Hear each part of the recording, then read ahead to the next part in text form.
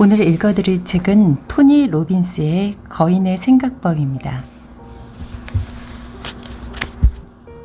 사람들은 종종 어떤 사건을 탓하며 그 때문에 자신의 인생이 잘못되었다고 투념한다. 하지만 실제로 삶을 결정하는 것은 우리가 그 사건에 부여하는 의미다. 베트남전에서 싸우다 총에 맞은 두 병사가 있었다. 적에게 잡힌 그들은 포로가 되어 심한 고문을 당했는데 그중 한 병사는 고통을 못 이겨 자살을 선택했다. 하지만 나머지 한 명은 그 어느 때보다 자기 자신과 인간성, 신에 대한 깊은 믿음을 강하게 다지며 견뎌내었다. 이 후자의 병사, 제라드 커피 대위의 이야기는 우리에게 인간의 정신력은 그 어떤 고통, 장애물, 문제라도 극복할 수 있게 만든다는 사실을 일깨워준다.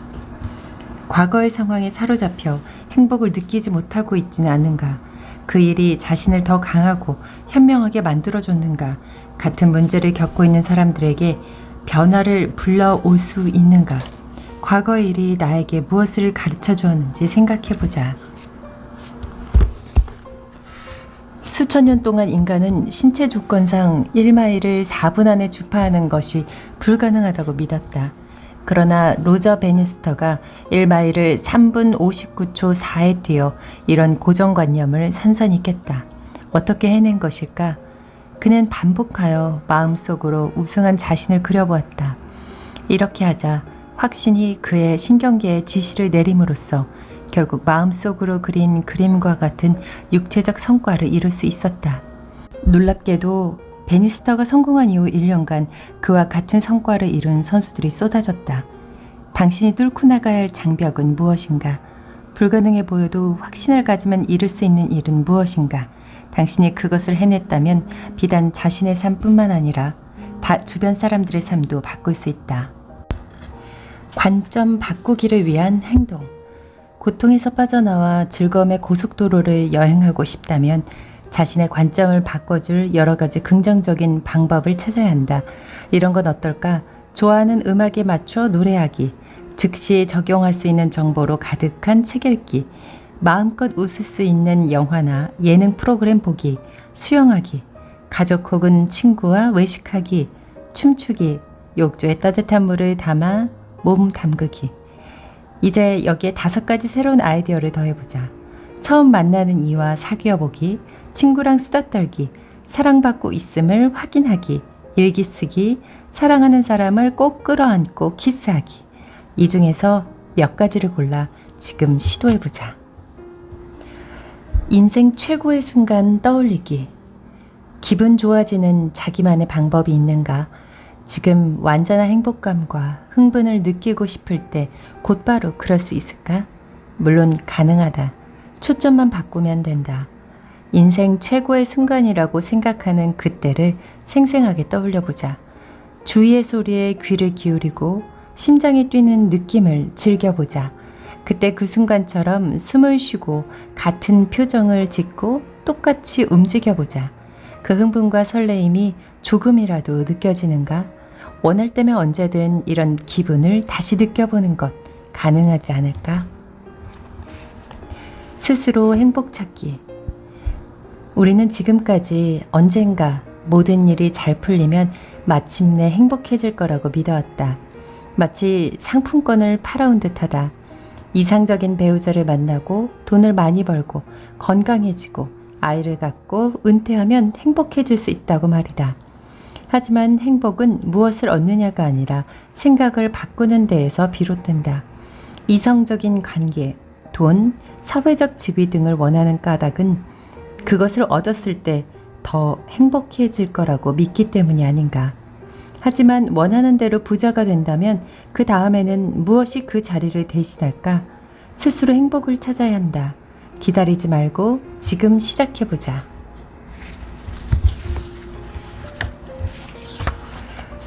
인생의 돌파구를 찾는 방법. 난관을 헤쳐가는 돌파구는 신념을 바꾸는 데에서 시작한다. 잘못된 신념을 바꾸는 가장 효과적인 방법은 계속 의문을 제기하고 낡은 신념을 흔들어 놓는 것이다. 뇌는 항상 고통에서 빠져나오려고 한다는 것을 기억하라. 또한 낡은 신념이 불러올 수 있는 모든 부정적인 결과에 대해 생각해보고 스스로에게 다음과 같이 물어보자. 심사숙고해 볼 때 이 신념의 어리석고 우스꽝스러우며 바보 같은 부분은 무엇인가?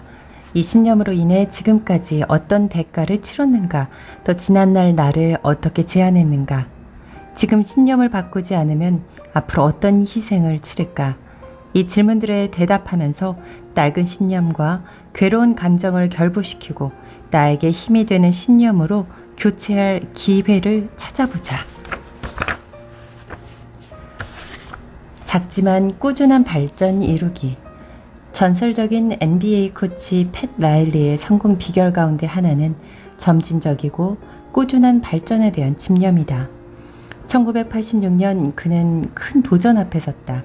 그의 팀은 최선을 다했지만 우승을 놓치고 말았다.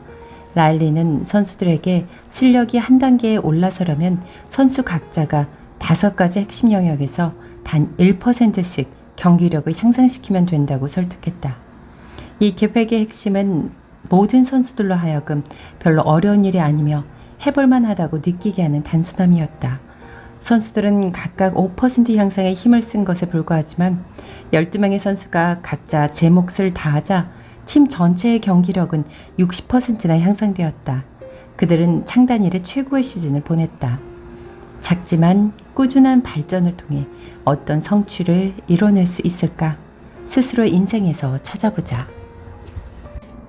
누구도 나를 책임져 줄 수 없다. 나는 내게 사람들을 지속적으로 변화할 수 있도록 이끌어내는 능력이 있음을 자랑스럽게 생각해왔다. 그런데 어느 날 아주 불쾌한 일이 있었다. 몇 년 전 담배 끊는 걸 도와주었던 한 남자가 내게 오더니 자기 주머니에서 담배를 꺼내며 이렇게 말했다. 당신은 실패했어요. 나는 무슨 말인가요? 하고 물었다. 무슨 일이 일어난 건지 정말 궁금했다. 프로그램이 끝나고 2년 반 동안은 담배를 끊었습니다. 그런데 어느 날 심한 스트레스 때문에 한번 피웠는데 그때부터 다시 피우고 있단 말이에요. 이건 전적으로 당신이 잘못했어요. 날 제대로 관리하지 않았지 않습니까? 정중한 대화는 아니었지만 나는 이 남자에게 놀라운 선물을 받았다. 그것은 바로 자신의 변화에 대한 책임은 자신이 직접 져야 한다는 사실을 상기시켜준 깨달음이었다. 그 누구도 나를 대신해 관리해주지 않는다. 스스로 자신을 관리해야 한다. 2번 다시 반복하지 않겠다는 각오. 새로운 생각, 감정, 행동의 패턴을 만들려면 먼저 낡은 패턴을 깨야 한다. 이해를 돕기 위해 CD 한 장을 떠올려보자. 그 CD를 틀 때마다 매번 같은 음악이 흘러나온다. 이는 CD에 눈에 보이지 않는 패턴이 새겨져 있기 때문이다. CD 재생 중에는 다른 CD를 재생할 수 없듯이 낡은 패턴이 있는 한 새로운 행동이나 감정의 패턴을 세우려 노력해봐야 시간 낭비다. 이제 낡은 패턴에 사로잡히지 말고 할 수 있는 한 이상하고 신기하고 즐거운 일들을 최대한 동원해 그 패턴을 깨트리자. 다시는 듣고 싶지 않은 노래가 있다면 CD를 꺼내서 표면을 세게 긁어버려라. 2번 다시 이런 노래는 듣지 않겠다는 각오로 말이다. 긍정적인 패턴을 심는 훈련. 당신의 삶을 형성하는 무의식적 패턴이 있는가? 예를 들어 많은 사람들이 매일 아침 출근하기 위해 같은 고속도로를 타고 똑같은 출입구를 이용하는 등 같은 행동을 반복한다. 우리는 습관이 될 만큼 특정한 패턴으로 몸과 마음을 훈련시키고 있다. 만약 퇴근길에 평소와 다른 고속도로 출구로 빠져나와야 한다면 어떤 일이 벌어질까? 대부분의 사람들은 무의식적으로 나와야 하는 새로운 출구를 지나쳐버리고 만다. 삶의 다른 영역에서도 몸에 완전히 밴 감정이나 행동 패턴이 있다. 화를 내거나 실망하거나 당황하는 습관을 가지고 있는 사람을 아는가? 행복, 흥분, 유쾌한 기분을 느끼도록 스스로 훈련을 해야 한다. 어려울 것 같지만 그렇지 않다. 재미있는 방식이나 낡은 감정 패턴을 깨어버리고 그것을 즐거운 감정으로 교체하는 일만큼이나 쉬운 일이다. 감정의 근육 단련하기. 사용하지 않으면 결국 사라진다. 나를 올가매는 낡은 패턴을 깨트리는 가장 쉬운 방법 중 하나는 그것에 빠지는 것을 피하는 것이다. 사용하지 않은 신경회로는 점점 퇴화한다. 하지만 이는 사용하지 않은 부정적인 용기와 긍정적인 용기 모두에 작용할 수 있기 때문에 주의해야 한다. 용기를 내지 않으면 약해지고 몸에 배지 않은 헌신은 시들해지며 표현하지 않은 열정은 사라지고 만다. 풍요롭고 영향력 있는 감정을 사용하려면 지금 당장 결심하자. 더 많이 사용할수록 더 강해진다. 좋은 결과를 만들고 건강하고 준비된 상태를 유지하고 싶다면 감정의 근육을 단련하자. 아이의 미래를 바꾸는 말. 자녀들과 어떤 대화를 하는가? 우리는 가끔 무심코 내뱉은 말이 아이들에게 어떤 영향을 주는지 깨닫지 못한다. 이 한심한 녀석, 조용하지 못해 등 아이의 자존감을 손상시킬 수 있는 말 대신 유머를 사용해 자녀의 행동을 교정할 수 있다. 예를 들어 웃으면서 계속 이렇게 하면 나도 뗐을 거야 라고 말해보면 어떨까? 아이의 태도를 바꾸고 적절한 대화와 행동을 교정해주는 말을 해보자. 그런 다음 네가 지금과 다르게 행동하면 진짜 원하는 대로 될 거야 라고 암시를 주자.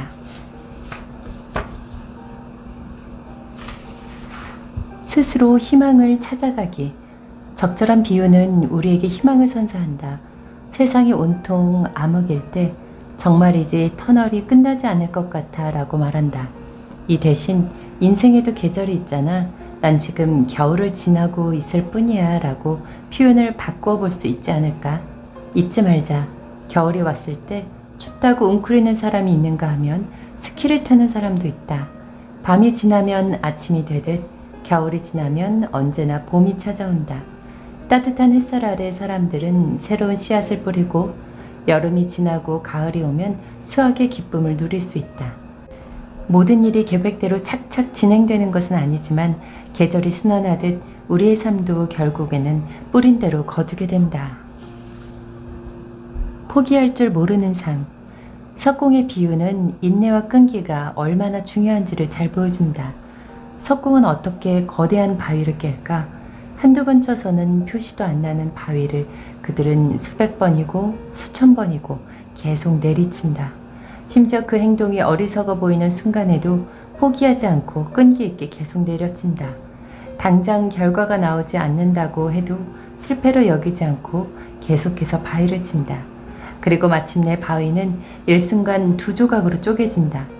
마지막 한 방으로 바위가 쪼개진 것은 물론 아니다. 바위에 끊임없이 힘을 가한 결과다. 열정적인 끈기를 보여주는 석공의 비유를 우리의 삶 어느 부분에 적용해 볼 수 있을지 생각해 보자. 벽에 부딪혔을 때 비유 바꾸기. 무언가 자신의 발목을 잡고 있는 것 같다면, 앞을 가로막는 벽이 있는 것 같다면 자신이 사용하고 있는 비유를 살펴보자. 우리는 종종 자신의 잠재력을 사용하지 못하도록 방해하는 비유를 사용하곤 한다. 자신을 가로막는 보이지 않는 무언가에 맞서는 것은 쉬운 일이 아니다. 하지만 그 비유를 선택한 건 자기 자신이므로 얼마든지 쉽게 다른 비유로 바꿀 수 있다. 벽에 부딪혔다고 느껴진다면 구멍을 뚫어버려라. 아니면 그것을 넘어가거나 그 밑에 터널을 뚫어버려라. 문을 열고 걸어나가든 장벽을 디딤돌로 삼든 비유를 바꾸면 사실상 모든 것을 다루는 방식이 바뀔 것이다. 어디에 비유하느냐에 따라 문제를 다루는 태도도 달라진다.